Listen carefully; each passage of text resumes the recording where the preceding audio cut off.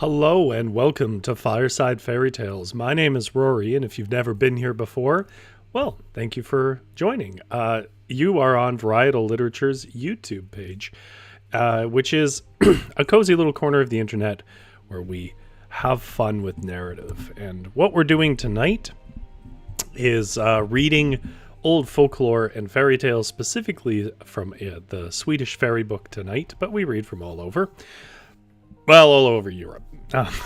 Not that I don't like other fairy tales and stuff. I just don't feel like I am the right person to be reading those. The stories tonight include what I think is a genuinely funny story, a short one. It's the first one we're going to tonight, which is called Stompe, Pilt. And if you're not watching this live, you can skip over any of the babbling you want and go right to the beginning of that story by going down into the description below. There will be timestamps for Stompe Pilt, where you can jump ahead to the start of that story if that's all you're interested in the cheese squeezing. It's in that story. It's not very long, and I do hope you enjoy it if you choose to jump ahead. If you are here live, you obviously can't jump ahead, but what you can do is join in the live chat, where I already have a little crop of potatoes growing. Indeed, it is a GS Jumpstore Zombie Wolf, a Tammy Morelli. Thank you so much for watching, and it's good to see you folks again. I won't relist the various ailments and concerns, but I do hope that things are better for y'all. As you know, we are in summer, and the only joke that I make, which has never gotten a laugh, is that unlocks the shiny Rory, which is to say it gets quite hot. So for that reason, I won't be faffing about much. We're going to get to the stories ASAP. I don't have much to say about these stories other than to say, I'm not really sure that I've ever laughed out loud, like genuinely, when I was reading a story. But I did today. And the weird thing is, it's a story I've heard before. I think it's in one of the Grimm's Brother collections or something. But this rendition in particular seemed to just capture the humor of it. That's the first one, a little short one. The second story is a lovely little epic where the outcomes definitely speak to, let's say, a different ethos than we possess now. So it's a little hard to predict where it's going to go. That one is called Faithful, Unfaithful versus Unfaithful? Faithful and Unfaithful. That's right. It's a strange one. One of my favorite sort of things about reading folklore is because it isn't tied to current perceptions and values and stuff, they become very unpredictable. And I found it rather unpredictable. Some of it is predictable, but there was at least one thing that I didn't see coming in it. So that's what we'll be reading tonight. They're both Swedish tales. They're both from the Swedish fairy book, which is an older book from the turn of the century that you can certainly find free copies of pretty much everywhere, but I got mine from Project Gutenberg. That's all I really have to say. I'm going to sip my tea, and I did see in the chat earlier, but Jumpstore is correct. I am a poor man, and a poor man only drinks one tea, because I can't buy many boxes of it. If you guys want to buy me better tea, I do have a buy me a coffee, but I suppose it could be applied to tea. Link in the description, but you don't have to give me money. That's okay.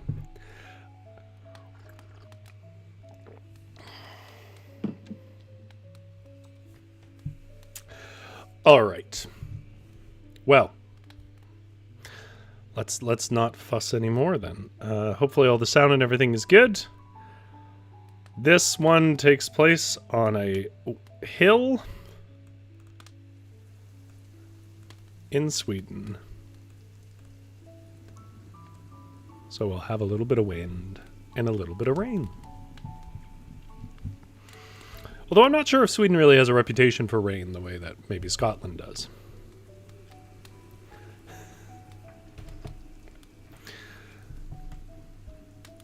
Our first story of the night is called Stompe Pilt, which is a traditional Swedish tale from the Swedish fairy book.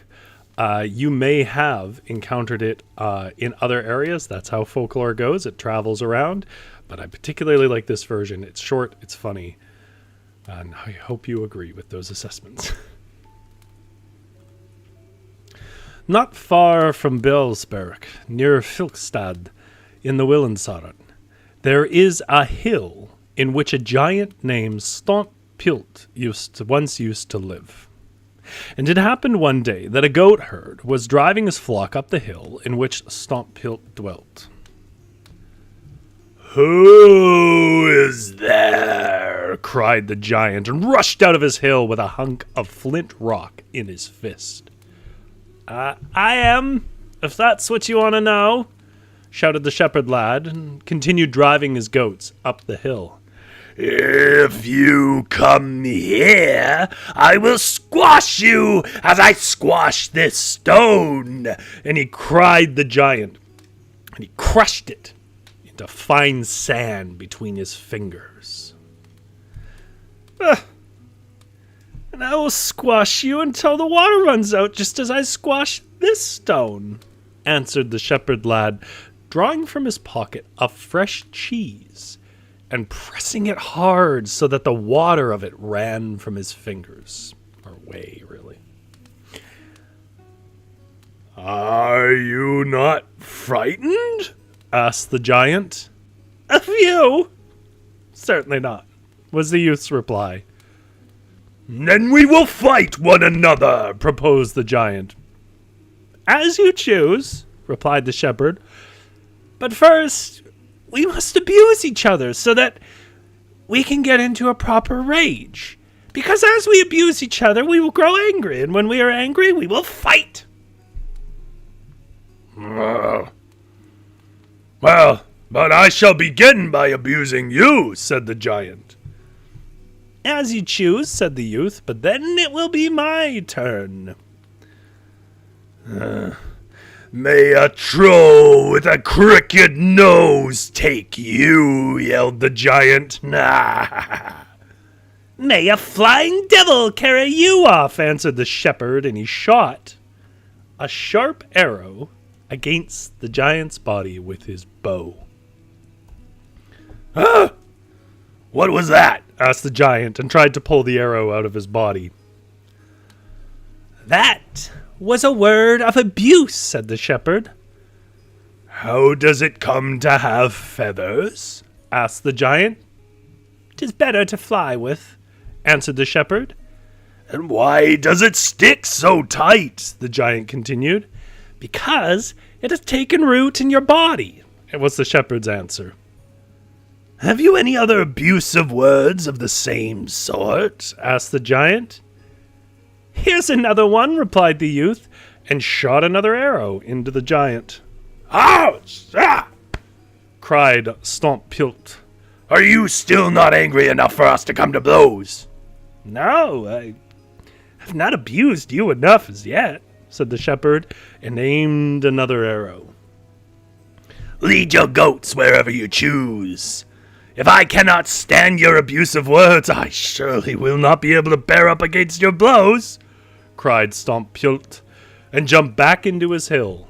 And that is how the shepherd gained the victory, because he was brave and did not let the stupid giant frighten him.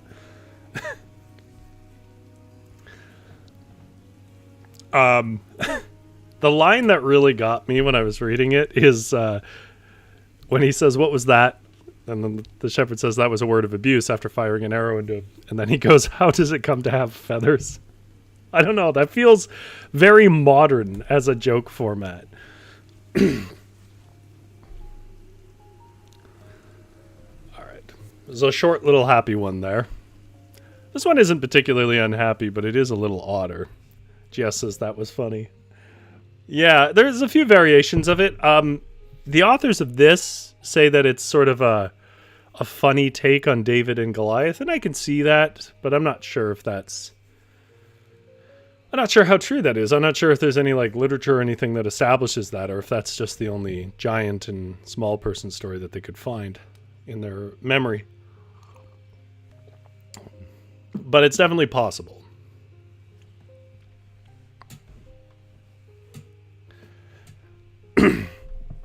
Okay, this is the more significant story of the night.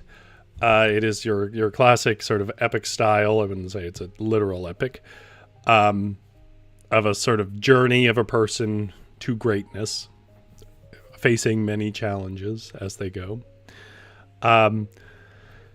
And I think there really isn't much to say other than there is an appearance of the Huldra, which we've talked about on the stream many times. I think I've done 3 streams about it. And I'll just sort of Cole's notes revisit that right now so that I don't perpetuate any more misconceptions. First of all, I disagree with the Wikipedia page, how it frames Huldra. The thing about the Huldra is, by most accounts that I've seen of it, it's a people. But they did have a queen who was called Queen Huldra in a story that is referenced in one of the earliest collections of Norwegian folklore, or Norse folklore in general, that we have from the early 19th century, I guess it was. But we don't actually have that story anymore, so we don't really know what it was a reference to. And from that point on, a lot of the stories collected, the Huldra, are more like Fae-type creatures who might be ruled by someone named Queen Huldra. I won't, if you really want to see that, I've done several videos on it where I sort of develop my knowledge and so on it. But I see Hira Cecilia is here again. Hello, Hira. It's good to see you. Thank you for coming back.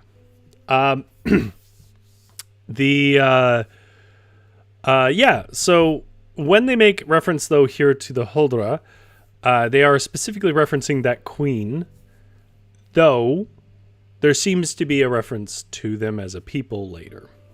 And I guess I did think of the best way to characterize this.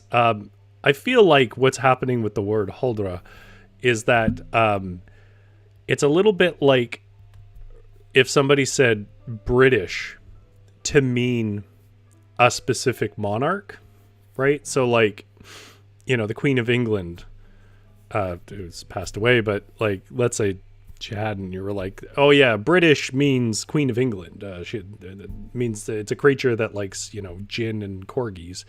And you'd be like, well, no, that's the ruler of them. British people is a much broader concept. And that's kind of where I think the mistake on the Wikipedia page is being made.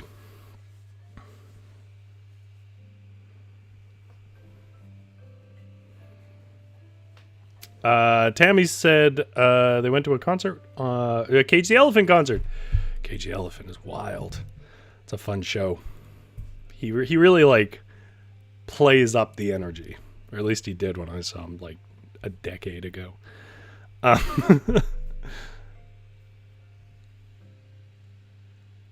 Yeah, I did recognize it needed to be rolled here, but I can't roll ours. I've tried. I'm sure I could learn it, but I can't. It's not happening today. Okay. Well, that's enough of me babbling. Let's get on to Faithful and Unfaithful. Our last story of the night is called Faithful and Unfaithful. It also comes to us from the Swedish fairy book, which, of course, you can read for free all over the internet.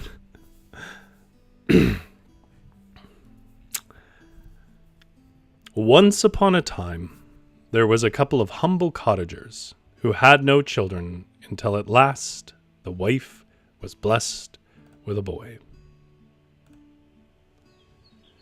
which made both of them very happy. They named him Faithful, and when he was christened, a Huldra came to the hut, seated herself beside the child's cradle, and foretold that he would meet with good fortune. What is more, she said, when he is 15 years of age, I will make him a present of a horse with many rare qualities. A horse that has the gift of speech. And with that, the Huldra turned and went away. Well, the boy grew up and became strong and powerful, and when he had passed his 15th year, a strange old man came up to their hut one day and knocked,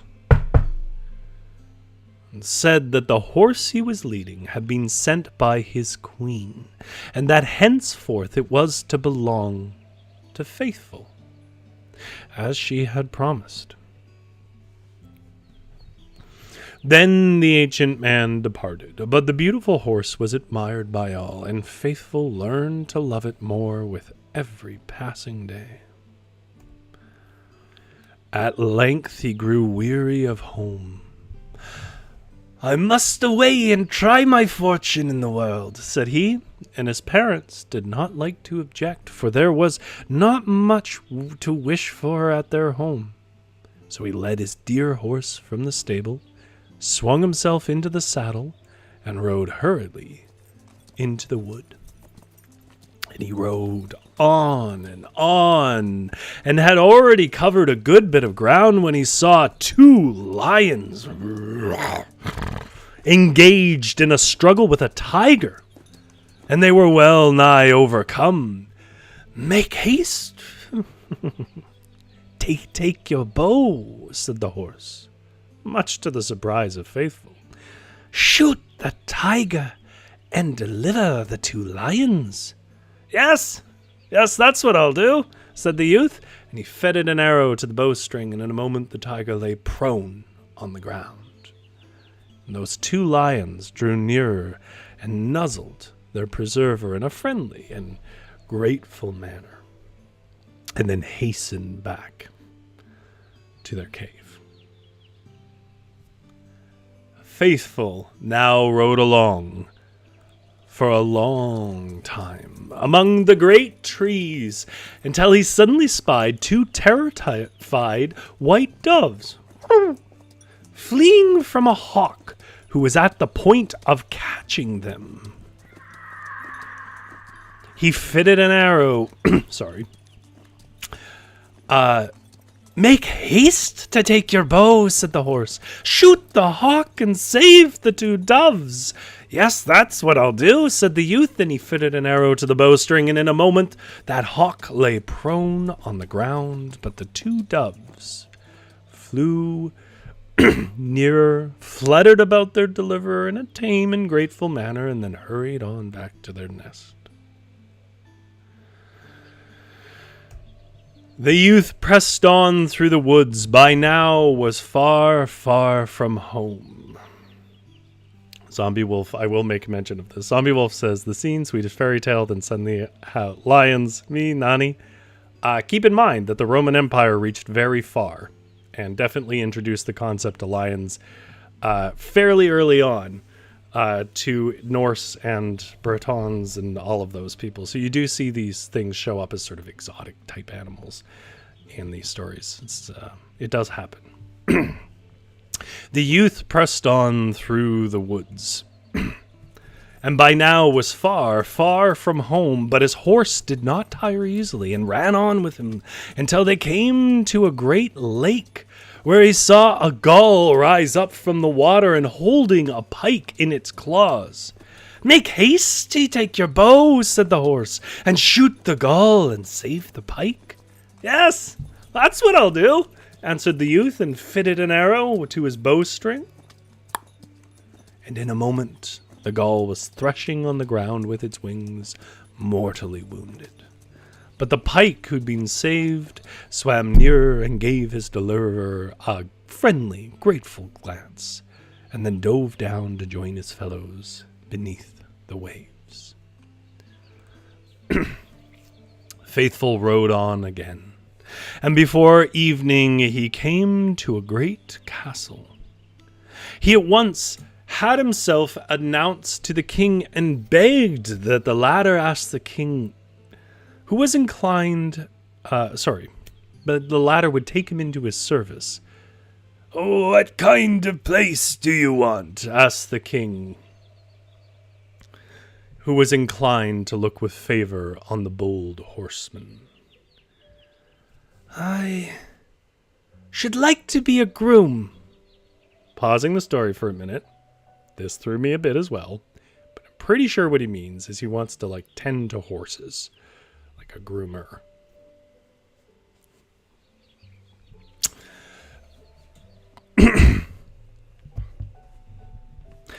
I should like to be a groom, was Faithful's answer. But first of all, I must have a stable room and fodder for my horse.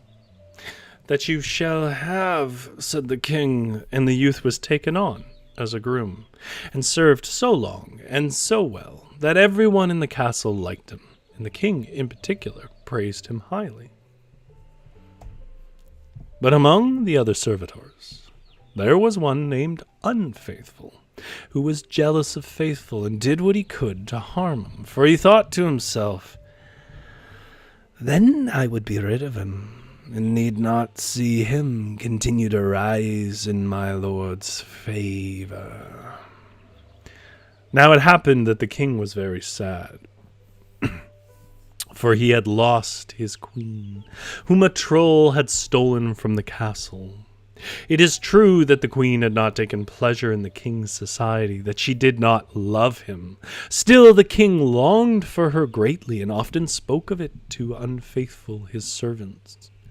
And one day Unfaithful said, my lord need distress himself no longer. For Faithful has been boasting to me that he could rescue your beautiful queen from the hands of the troll.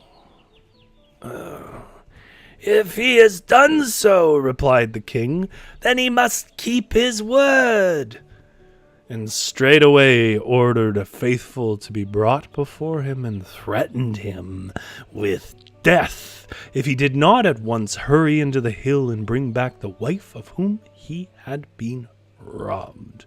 And if he were successful, great honor should be his reward. And in vain Faithful denied what Unfaithful had said of him. But the king stuck to his demand, and the youth withdrew, convinced that he had not long to live. Then he went to the stable to bid farewell to his beautiful horse, and stood beside him and wept. What grieves you so? Asked the horse. And then the youth told him of all that had happened, and said that this was probably the last time he would be able to visit him. If it be no more than that, said the horse, there is a way to help you. Up in the garret of the castle there's an old fiddle. Take it with you. Play it when you come to the place where the queen is kept, and fashion for yourself an armor of steel wire. Set knives into it everywhere, and then when you see the troll open his jaws, descend into his maw, and thus slay him. But you must have no fear, and you must trust me to show you the way. That's metal, by the way. This proposal is metal. I feel like someone needs to try this in D&D, because that's a wild concept.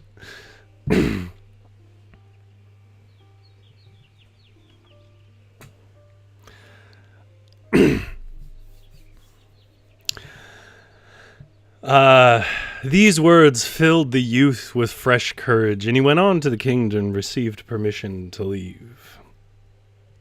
Secretly fashioned his steel armor, and took the old fiddle from the garret of the castle, led his dear horse out of the stable, and without delay set forth for the Troll's Hill. Before long he saw it, and rode directly to the Troll's abode, and when he came near he saw the Troll, who had crept out of his castle, lying stretched out at the entrance to his cave, fast asleep.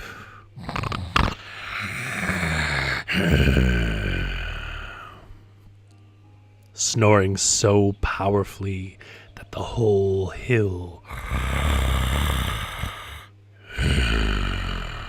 shook. But the Troll's mouth was wide open, and his maw was so tremendous that it was easy for the youth to crawl into it, and when he did so, wearing that armor he had built, for he was not afraid, he made his way to the troll's innards, where he was so active that the troll was soon killed, which is a very neutered way of saying, covered in knives, he crawled inside him and tore him up from the inside.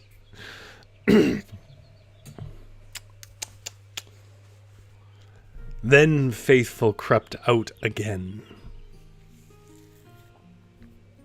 laid aside his armor, and entered the troll's castle. And within the great golden hall sat that captive queen, fettered with 7 strong chains of gold. The Faithful could not break the strong chains, but he took up his fiddle and played such tender music that the gold chains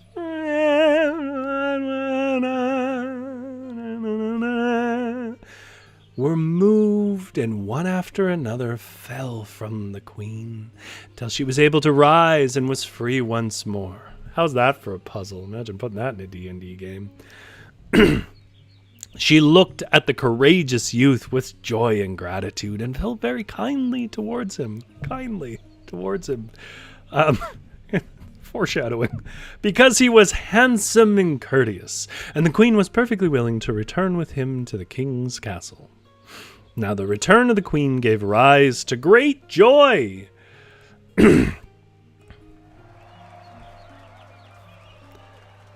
And Faithful received the promised reward from the king, but now the queen treated her husband with even less consideration than before. She would not exchange a word with him. She did not laugh, and locked herself up in her room with her gloomy thoughts. Well, this greatly vexed the king, and one day he asked the queen why she was so sad. Well, said she, I cannot be happy unless I have the beautiful golden hall, which I had in the hill at the trolls. For a hall like that is easy to be found nowhere else. Oh, it will be no easy matter to obtain it for you, said the king, and I cannot promise you that anyone will be able to do it. But when he complained of his difficulty to his servant Unfaithful, the latter answered, the chances of success are not so bad. For Faithful said he could easily bring the troll's golden hall to the castle. Faithful was at once sent for, and the king commanded him, as he loved his wife, to make good on his word and bring the golden hall from the troll's hill. It was, of course, in vain that Faithful denied Unfaithful's assertions, so go he must and bring back a whole golden hall. Not even a regular size one that fit a troll. Well, he was doomed now. Inconsolable.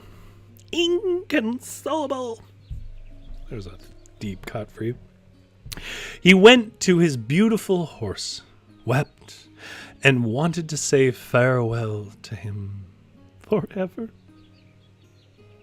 What troubles you? Asked the horse, and the youth replied, Unfaithful has been telling lies about me again, and if I do not bring the troll's golden hall to the queen, my life is forfeited. Oh, is it nothing more serious than that? Said the horse. See that you obtain a great ship. Take your fiddle with you, play the golden hall out of the hill, then hitch the troll's horses before it, and you'll be able to bring that glistening hall here without trouble. I guess because he's a horse. Then Faithful felt somewhat better, though I do want to note that some of the things he just listed are not easy to do. Just get a giant ship. Then Faithful felt somewhat better, did as his horse had told him, and was successful in reaching the great hill. And as he stood there playing the fiddle, the golden hall heard him and was drawn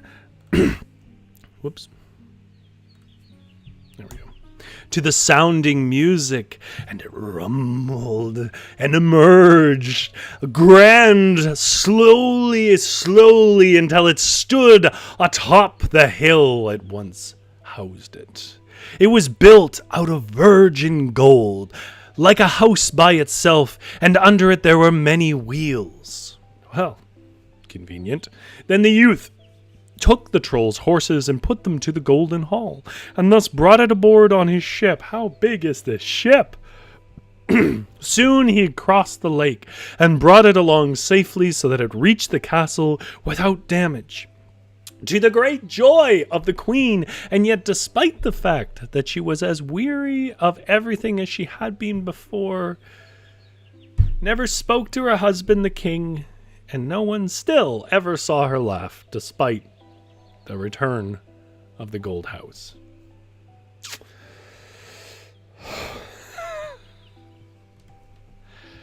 Well, now the king grew even more vexed than he had been, and again asked her why she seemed so sad. Oh, how can I be happy unless I have the 2 colts? They used to belong to me.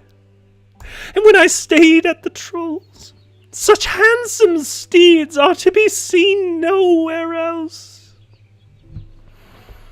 It will be anything but easy to obtain for you what you want, declared the king, for they were untamed, and long ago must have run far away into the wildwood. And then he left her, sadly, and did not know what to do.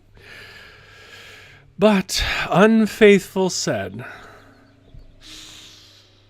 "Let my lord give himself no concern, for Faithful has declared, as he does, he could easily secure both of the troll's colts." And Faithful was at once sent for, and the king threatened him with death if he did not show his powers in the matter of the colts. But should he succeed in catching them, then he would be rewarded.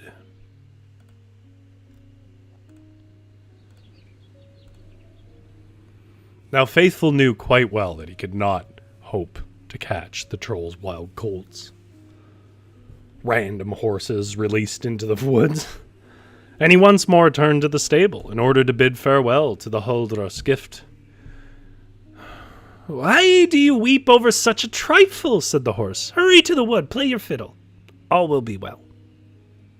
Well, the horse hadn't been wrong yet, so Faithful did as he was told, and after a while the 2 lions whom he had rescued came leaping toward him, listened to his playing, and asked whether he was in distress. "Oh, yes, indeed," said Faithful, and he told them what he had to do, and they at once ran back into the wood, one to one side, the other to the other, and returned quickly, driving the 2 colts before them. Then Faithful played his fiddles, and the colts followed him, and so that he soon reached the king's castle in safety, and could deliver the steeds to the queen.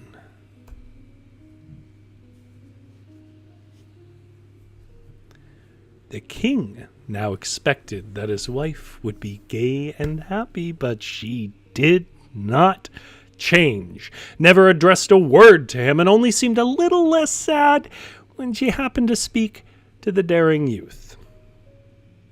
Well, then the king asked her to tell him what she lacked and why she was so discontented. She answered, "I have secured the colts of the troll, and I often sit in the glittering hall of gold. But I can open none of the handsome chests that are filled to the brim with my valuables, because I have no keys. Oh, and if I do not get the keys again, how can I be happy?" "And where may the keys be?" asked the king. "In the lake by the Troll's Hill, for that is where I threw them when Faithful brought me here." "This is a ticklish affair. "This business of those keys you want," said the king, "and I can scarcely promise that you will ever see them again." In spite of this, however, he was willing to make an attempt. Talked it over with his servant Unfaithful. Ooh, well, we know how Unfaithful goes. "Well, that is easily done," said the latter, "for Faithful boasted to me that he could get the queen's keys without any difficulty if he wished." "And I shall compel him to keep his word," said the king, and he at once ordered Faithful, on pain of death, to get the queen's keys out of the lake by the Troll's Hill without delay. It's a pretty little painting here. I'm going to zoom it in for a second here. Well, I'll zoom it in. I'm going to make it the whole page bigger. For those who might struggle to see it, it is, I would say, sort of a not too refined painting with sort of soft pastel colors of a mountainscape, and the young man holding a fiddle is poking his toe towards a lake where a little fish, well, is doing something that we will describe in a moment.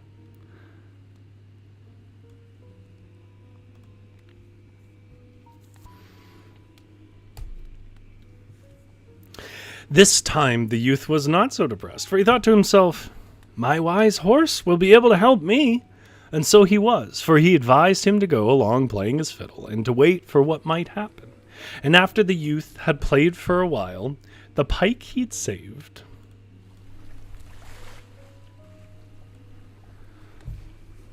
thrust its head out of the water and recognized him, and asked whether he could be of any service to him. "Yes, indeed," said the youth, and told him what it was he wanted. The keys.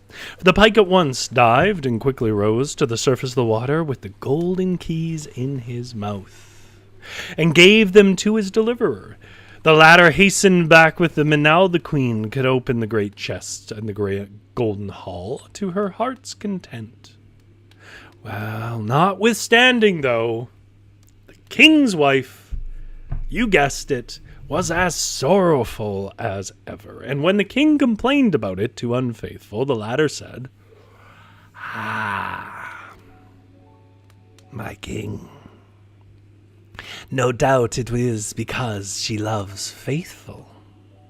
I would therefore advise that my lord have him beheaded, and then there will be a change." Well, this advice suited the king well, and he determined to carry it out shortly. But one day, Faithful's horse said to him, "Oh, the king is going to have your head chopped off." Imagine that.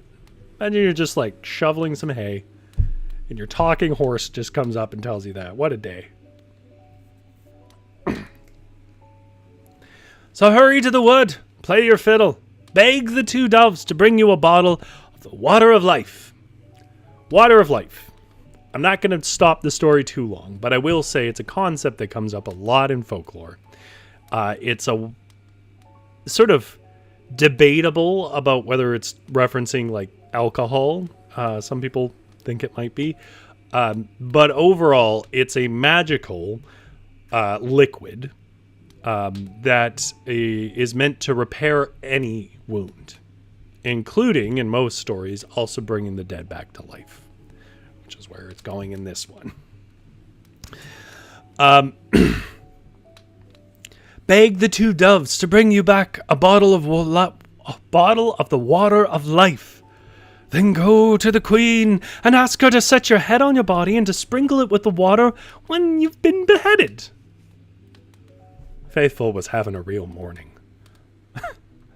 But Faithful did so, and he went to the wood that very day with his fiddle, and before long the two doves were fluttering around him, and shortly after brought back the bottle filled with the water of life, and he took it back home with him and gave it to the queen so that she might sprinkle him with it after he had been beheaded. And she did so. And at once Faithful rose again, as full of life as ever, but far better looking. The king was astonished at what he'd seen, and told the queen to cut off his own head, then sprinkle him with the water. And so she at once seized the sword, and in a moment the king's head rolled to the ground. But she, didn't sprinkle any of the water of life upon it, and the king's body was quickly carried out and buried. It was then the queen and Faithful celebrated their wedding with great pomp.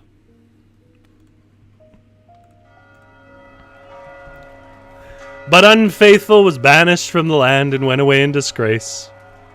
The wise horse dwelt contentedly in a wonderful chamber, and the king and queen kept the magic fiddle, the golden hall, and the troll's other valuables, and lived in peace and happiness day after day. When I said this speaks to an ethics of ethos of a different time, I'm sure, like me, you were all like, this woman's going to get her just desserts for being so demanding. Or the king will deny her because he's an honorable person. Or whatever. Nope.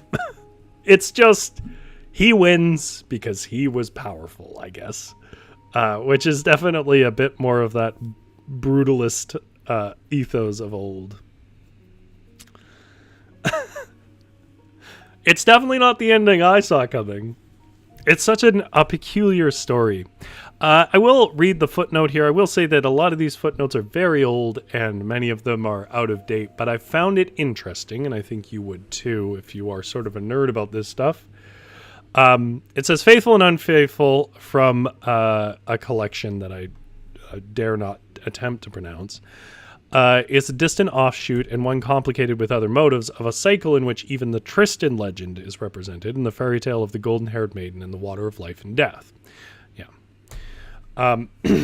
Like I said, there are versions of this. I think we saw one where it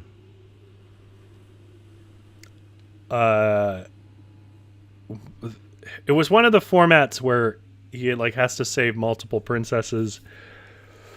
And there's like a catch with each one where he has to chop all their heads off or whatever. But anyways, at one point he gets his head knocked off, and the woman pours water of life on him and heals him, which allows him to surprise the troll.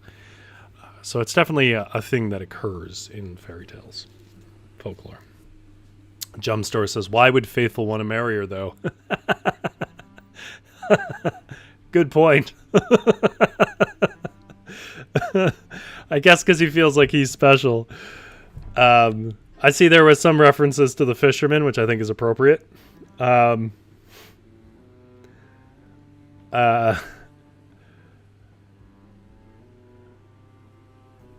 anyways. PGS says Bride of Bluebeard. Bluebeard's always wrong. I mean, at the end of the day, he's the king. If you wanted to, like, kick her out of the castle, he could have.